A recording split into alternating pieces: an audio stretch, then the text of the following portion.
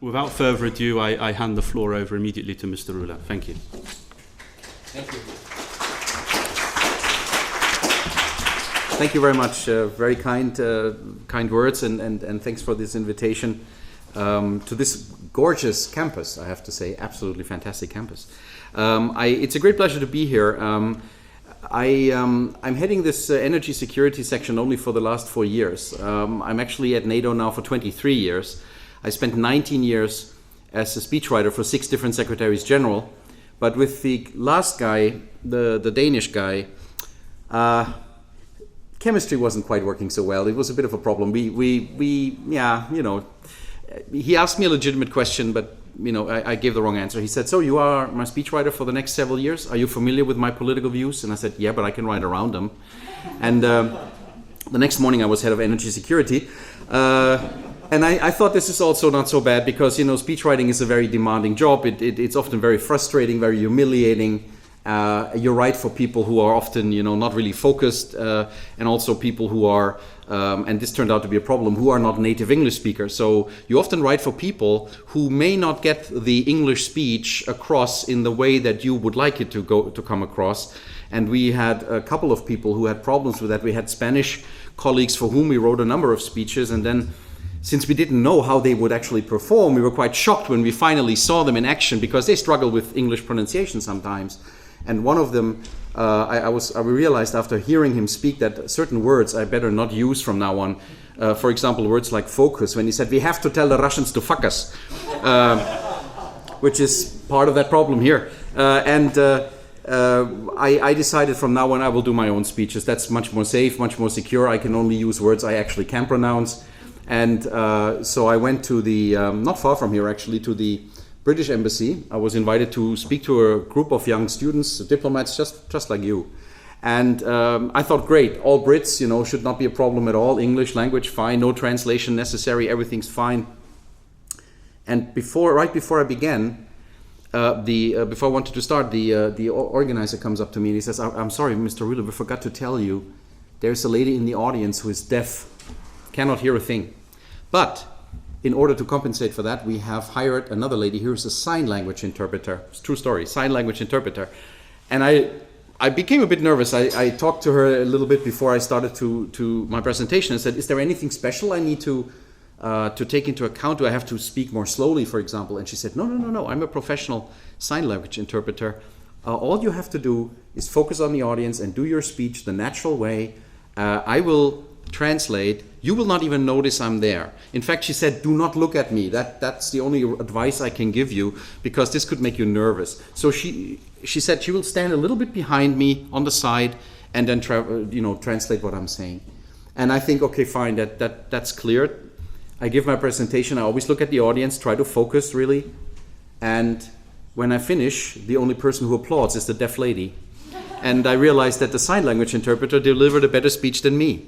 And that was very disconcerting. And I go back to my office at NATO headquarters, and I was in a foul mood the entire afternoon. You know, I guess I did not know what went wrong. Why, if she's translating what I'm saying, how can she be better than me? That's not possible.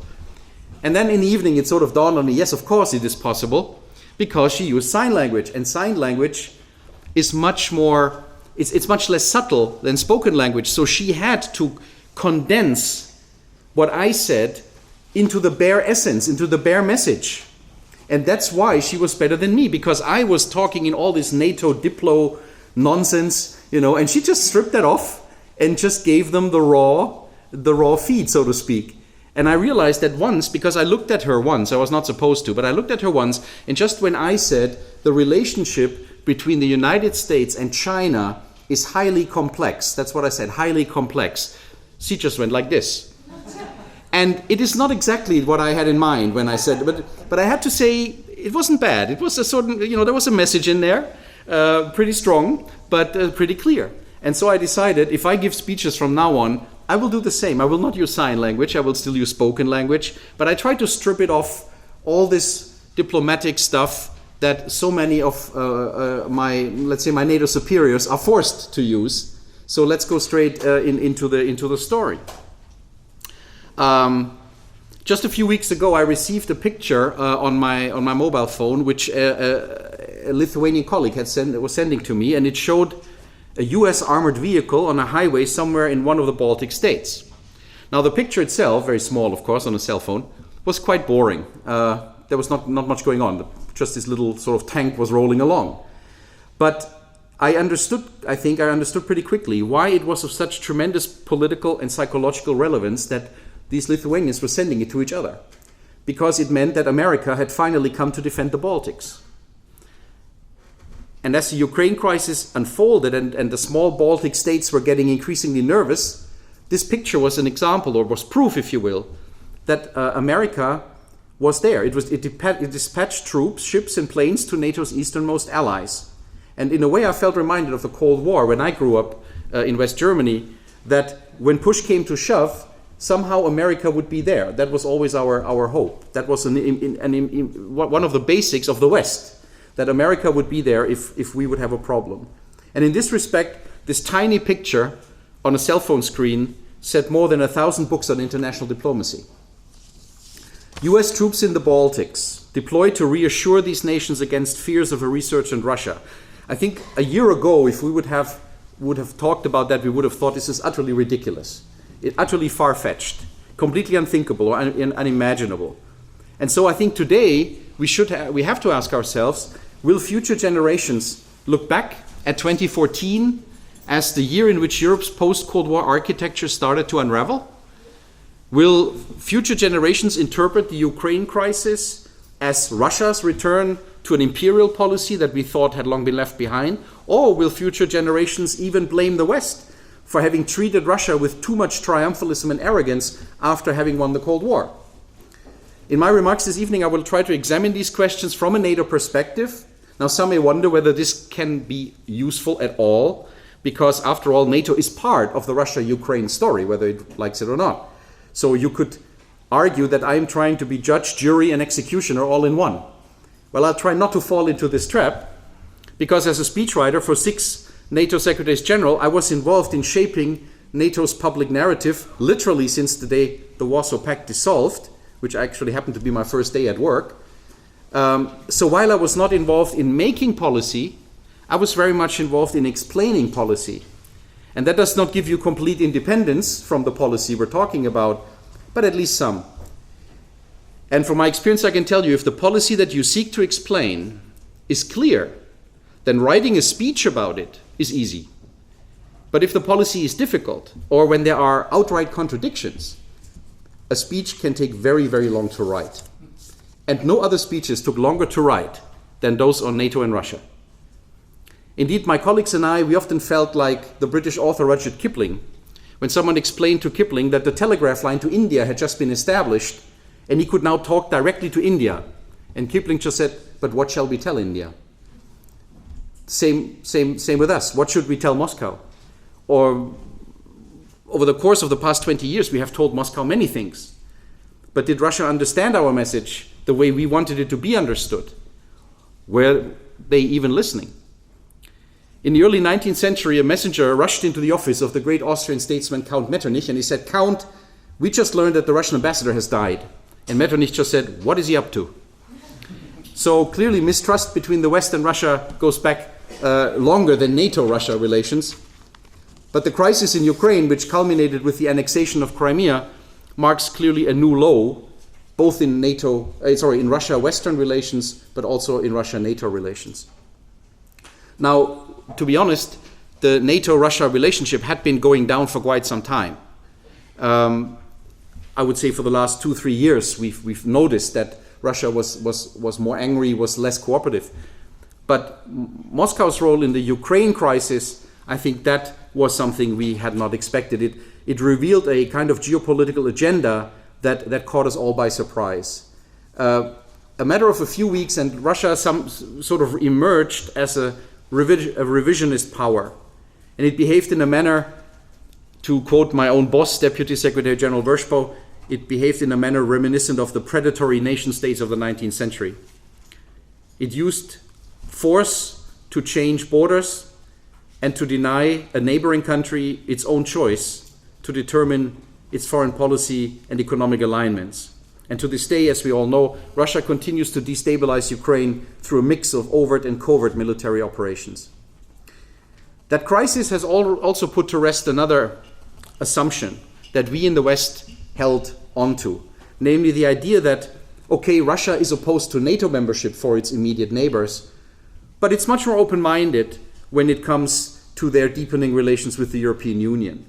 I think the Ukraine crisis clearly showed that for Russia, NATO and the EU now seem to mean pretty much the same thing. Institutions whose very existence provide an attractive alternative to the way in which Russia would see its neighborhood being organized. The issue at stake in the crisis about Ukraine was simply Russia's loss of influence over a critically important neighboring country. It was not a quarrel about a specific institutional framework, whether the issue was NATO or the EU. Now you know that the crisis escalated in a sense because of the European Union's neighborhood policy, because it confronted Ukraine with a choice that was bound to reinforce the country's divisions, and we all knew that the country was divided. But despite the fact that the EU was really in the center of attention, it was somehow NATO that remained the proverbial elephant in the room, because those who immediately rushed to defend Russia's actions basically said, well, Russia had to act in order to prevent Ukraine from moving into NATO.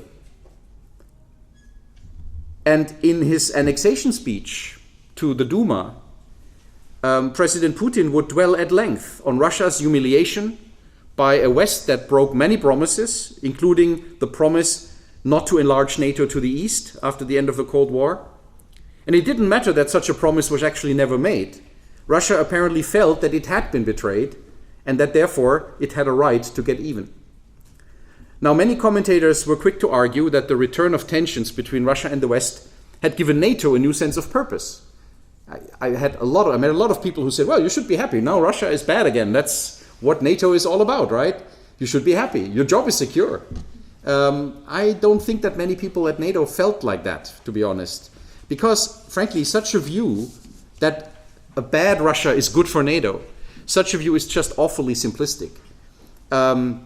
It is true that NATO, in the face of what happened, showed a remarkable degree of unity. On the one hand, it avoided alarmist rhetoric, and on the other hand, it rapidly provided visible military reassurance to its eastern members, who were really nervous about what was going on.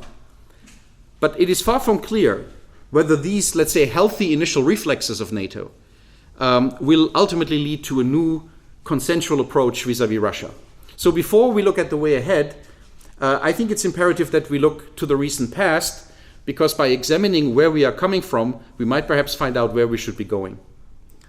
The first thing I want to say is that since the end of the Cold War, I think there has always been a widespread agreement among all NATO allies that the question of how Russia will evolve is among the most significant issues for NATO.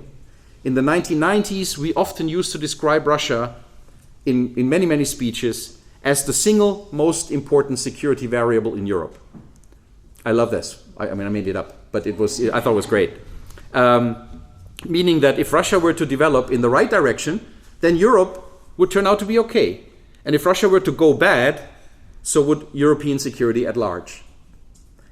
So building a strategic relationship with Russia after the end of the Cold War was a matter of urgency. But this project suffered from a number of serious obstacles.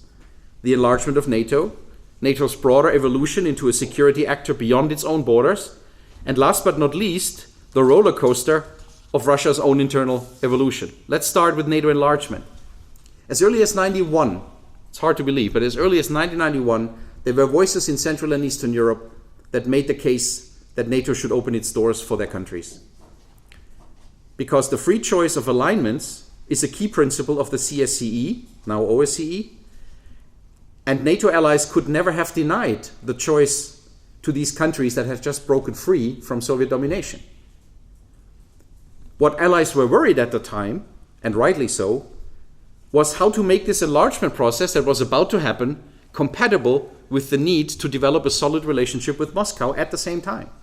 Because Moscow would see the enlargement of NATO as the encroachment of the West into a region that they still regarded as a special area of interest.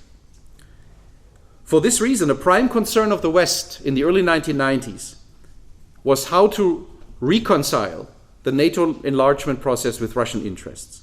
And so we thought early on we need to establish a special relationship with Russia that is visible, special, and distinct. And so the NATO, we worked towards establishing the so-called NATO-Russia Founding Act, which established the so-called Permanent Joint Council as a new dedicated framework for consultation and cooperation. This took years to negotiate. And it was finally signed in May 1997, even before we officially invited the first countries of Central and Eastern Europe to join NATO. And in 2002, as allies were preparing the next major round of NATO enlargement, the NATO-Russia Council was established, which gave the relationship more focus and more structure. There was more than we did in order to avoid the feeling that we were somehow trying to antagonize Russia. And it was evident, for example, in the way that NATO enlargement physically or militarily took place. As early as 1996, the Allies declared that in the current circumstances they had no intention, no plan, and no reason to deploy nuclear weapons on the territory of the new members. And these statements, the three no's, as we call them, were then incorporated a year later into the NATO-Russia Founding Act, together with similar references regarding substantial combat forces and infrastructure, which we also would not deploy in the territory of the new member states. So this was clearly a very soft military approach to NATO enlargement, and many countries in Central and Eastern Europe at the time were not exactly thrilled.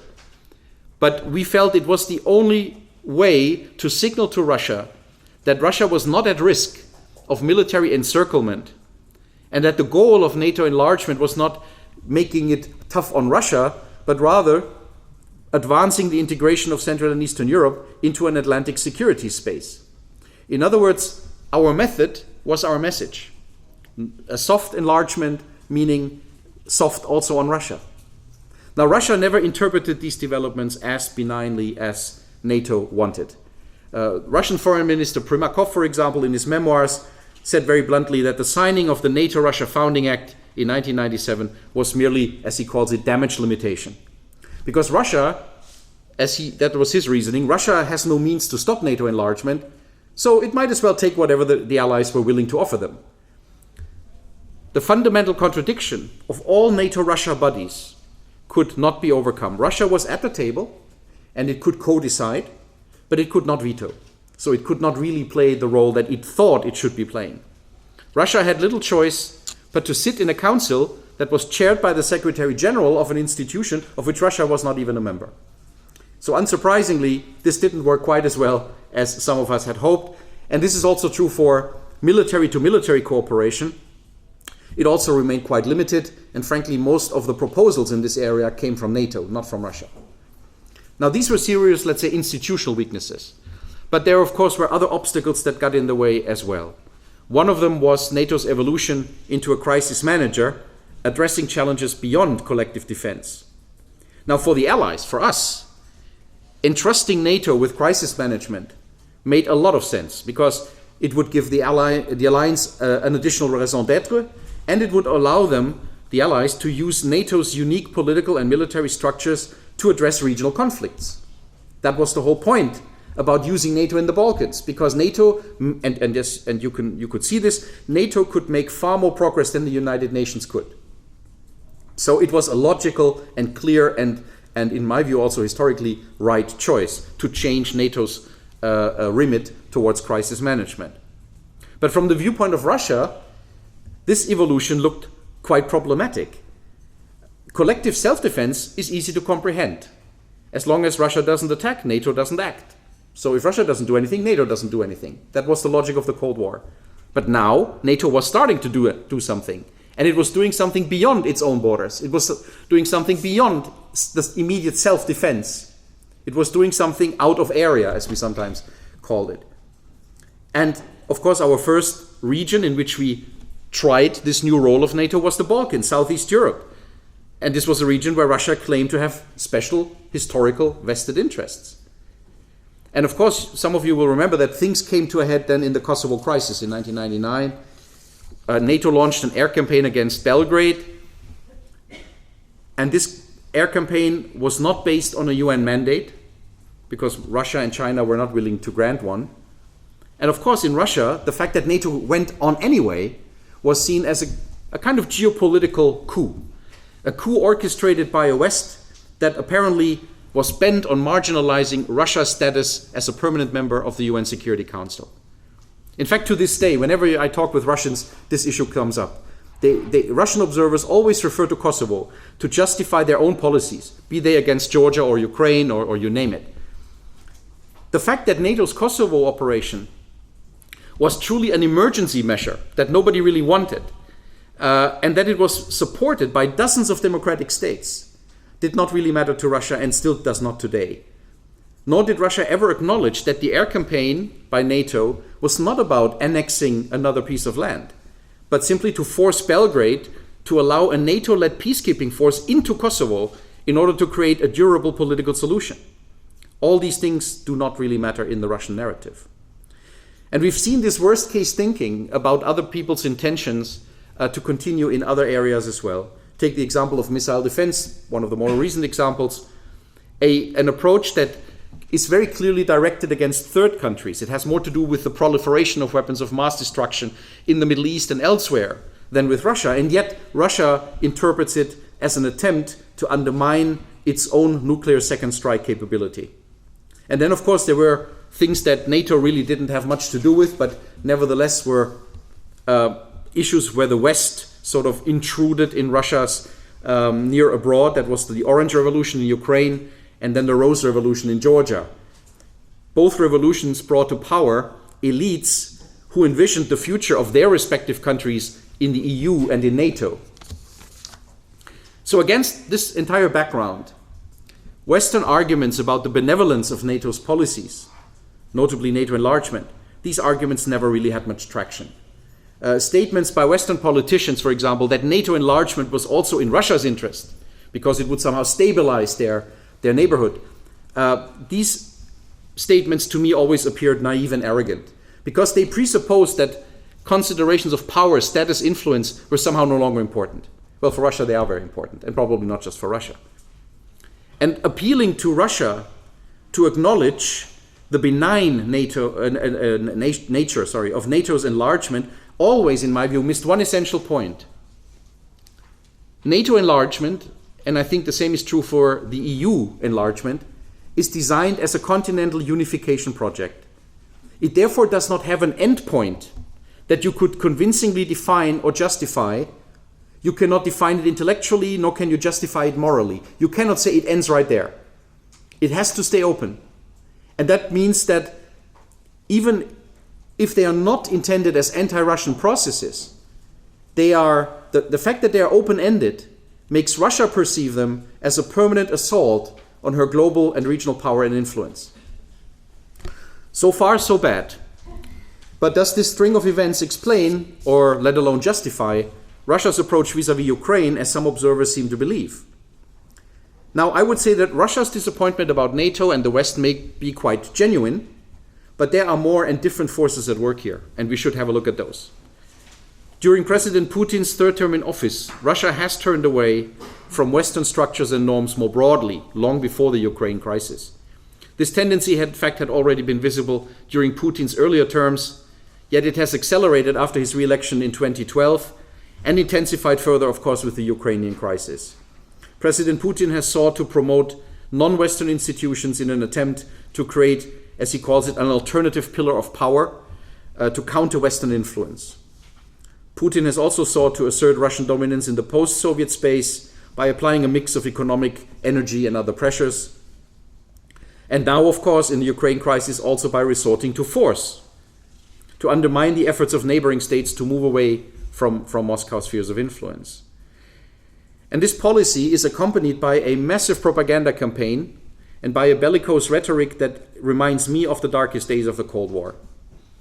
President Putin has also managed to successfully appeal to distinct Russian values, claiming that he was battling liberal Western ideas and using reactionary ideologues of the Russian far right, such as Alexander Dugin, as witnesses. And the crackdown on foreign foundations, NGOs, gays, I think is part and parcel of this approach. The message is very clear. Russia is under siege, and therefore it must defend itself, just as she did against the fascists during the Great Patriotic War. And this self-defense also requires increased defense expenditures and new weapons programs, both conventional and nuclear. Almost every day there are new public pronouncements in this regard. It's hard to believe, at least for me, that all these trends are the result of the West having isolated Russia. A much more plausible explanation is that the problem lies within Russia herself.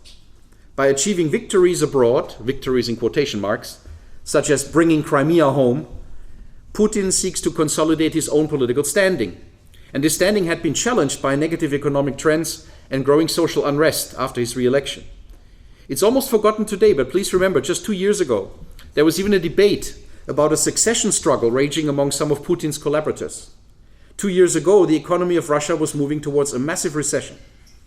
Seen in this light, Russia's recent so-called patriotic awakening looks like a calculated gamble.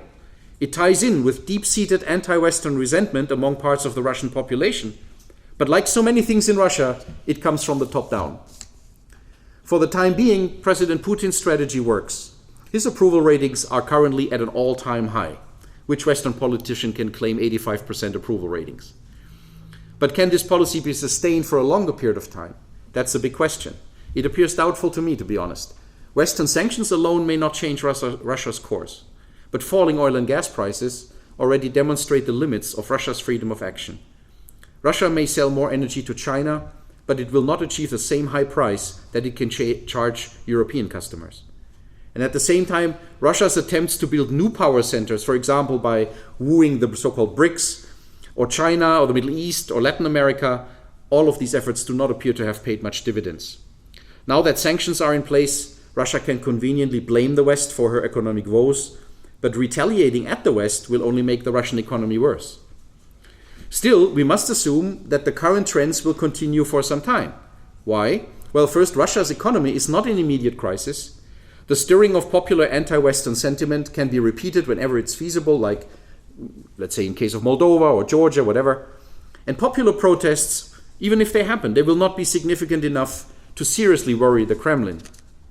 And above all, there does not seem to be anyone in Russia who could emerge as a serious challenger to President Putin and his vision of Russia, which leaves NATO with a very difficult balancing act. It must take military measures to bolster the defense of its easternmost member states, but at the same time it must remain open to an eventual improvement in its relationship with Russia. What has NATO done in response to the crisis, and what more could it do in the months ahead? Now, part of the answer to this question was given by the Wales summit last month. The most important summit decision, in my view, was the so-called Readiness Action Plan, the RAP, as we call it. It is supposed to make NATO's forces more agile and able to deploy more quickly whenever and wherever they are needed. The RAP will make reinforcements easier. It will enhance NATO's military presence in Eastern Europe by having more exercises in the region. In other words, forces will rotate in and out. And this is important as a signal to the Allies as much as it is a signal to Russia. Not surprisingly, Secretary General Stoltenberg's first visit after having assumed his duties just 2 weeks ago as new Secretary General, his first visit went to Poland. And it made eminent sense to go there.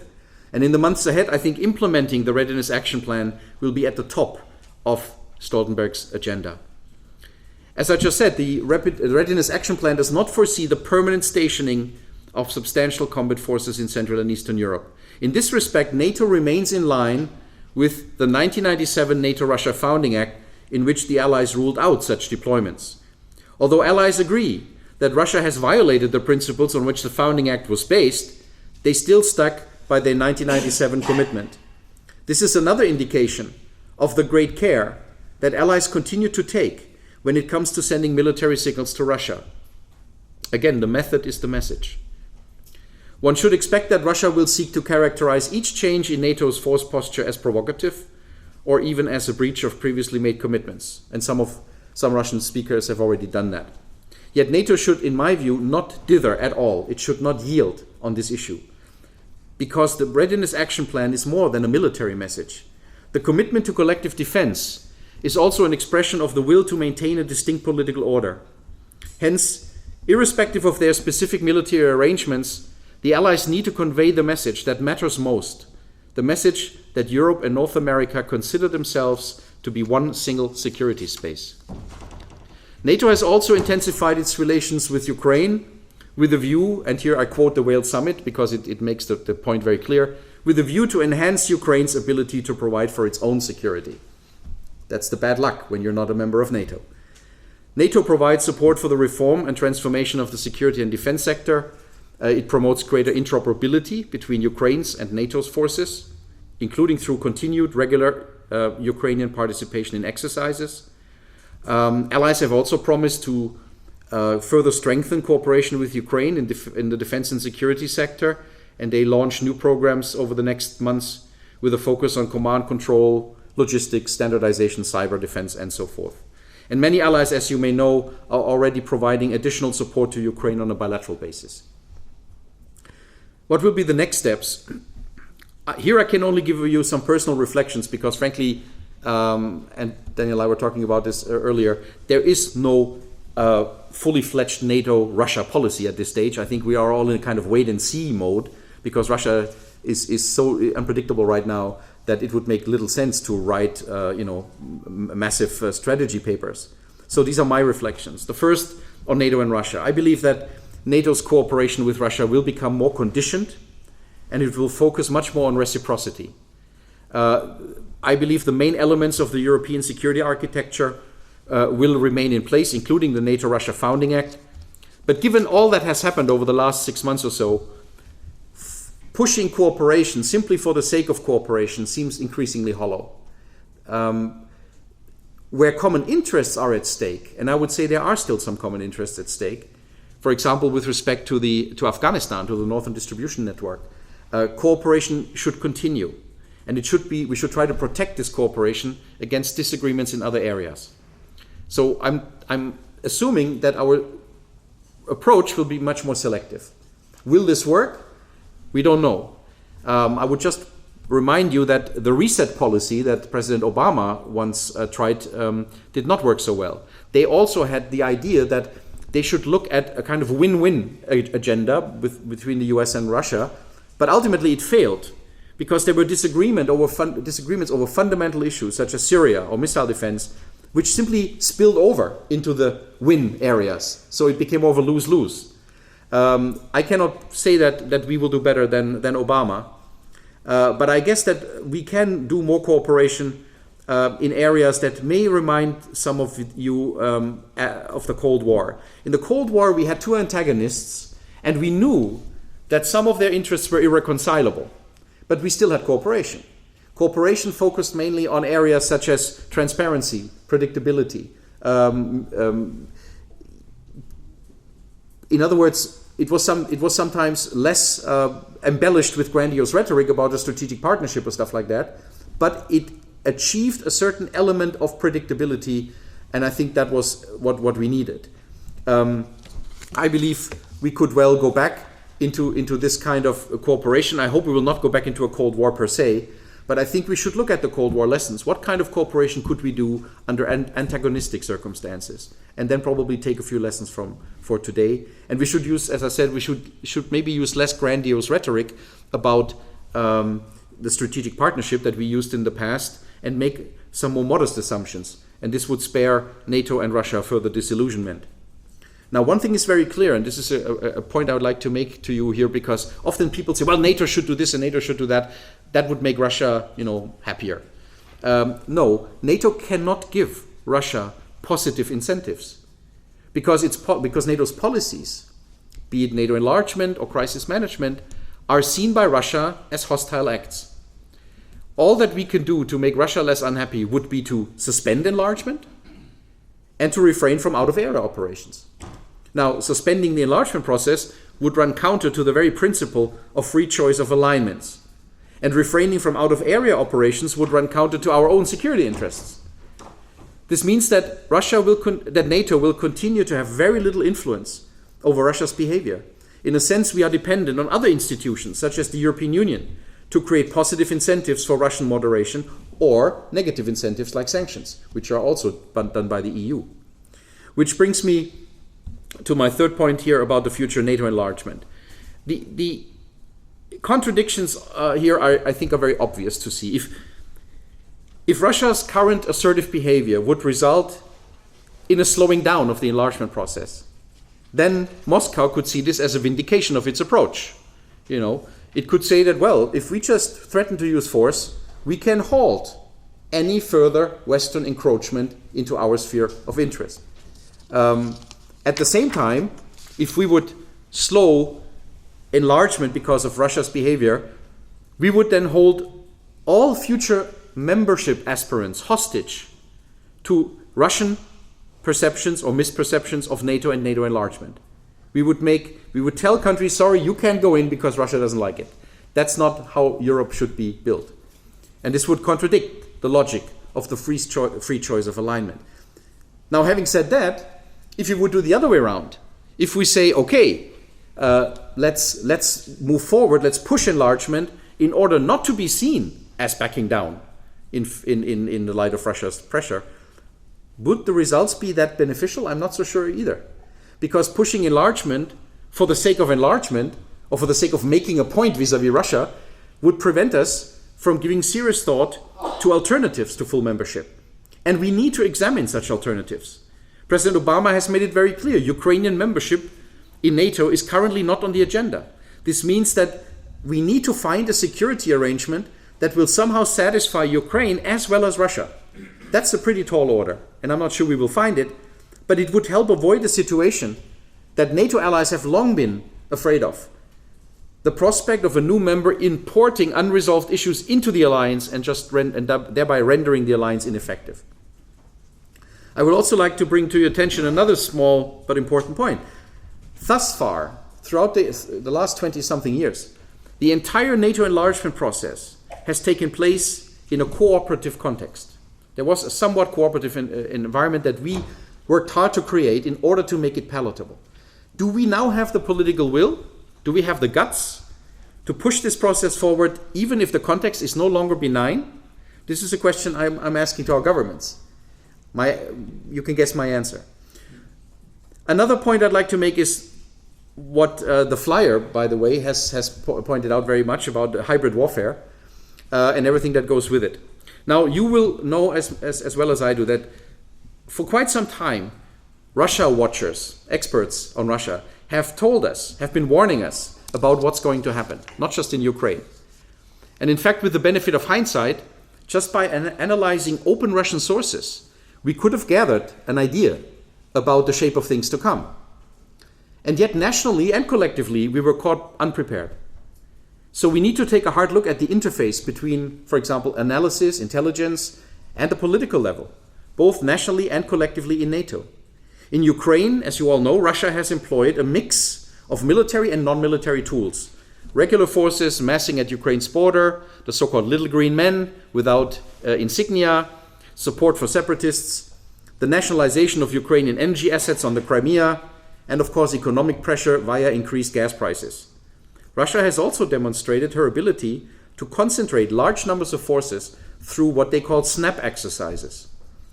This could allow Moscow to create a regional fait accompli before NATO would be able to agree, let alone implement, a collective response.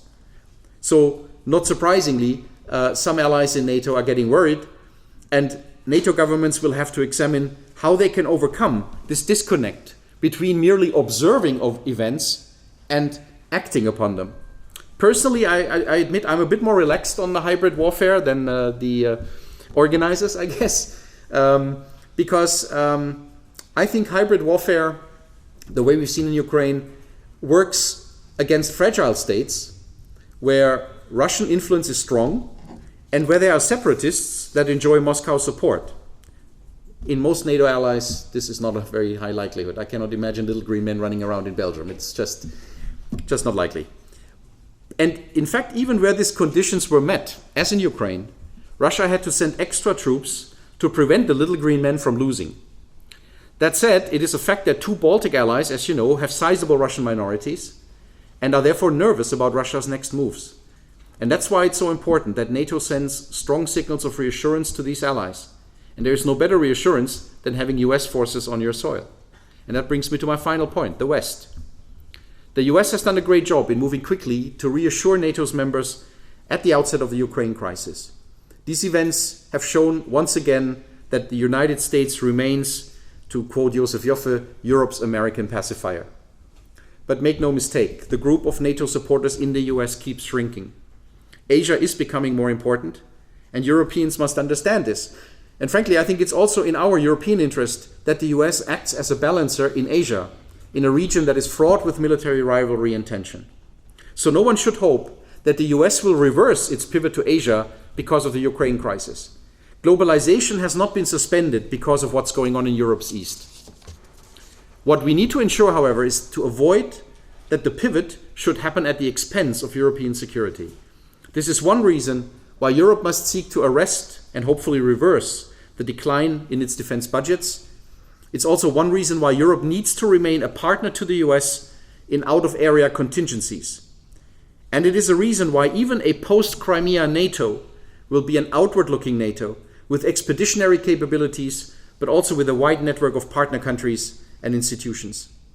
Some have interpreted the Ukraine crisis as a failure of the West more generally. On balance, I do not fear that this crisis is a serious challenge for the West, because the West, notably the transatlantic community, remains the most like-minded group of nations with the closest institutional ties and with the biggest potential for innovation. And this like-mindedness has enabled the West not only to build attractive multinational models like NATO or the EU, models that Ukraine would like to be part of. It has also allowed them to co-opt other players into a common approach to solving problems. Only the West can generate policies that others support because it is in their own self-interest to do so. Russia cannot generate such policies. On the contrary, the anti-Western alternatives that Russia is currently promoting appear utterly unattractive. One cannot simply imitate NATO and the EU by putting a few countries into a conference room. NATO and the EU are unique achievements, and we should keep them in good working order. Ladies and gentlemen, the Ukraine crisis is a setback for European security at large, and it is an outright tragedy for Ukraine. It is also a setback for Russia. Russia may currently be drunk with nationalist pride, but after heavy drinking comes the inevitable hangover. This will be the moment when Russia will realize that in the globalized world, there is no splendid isolation. And then, hopefully, we can start over again. Thank you.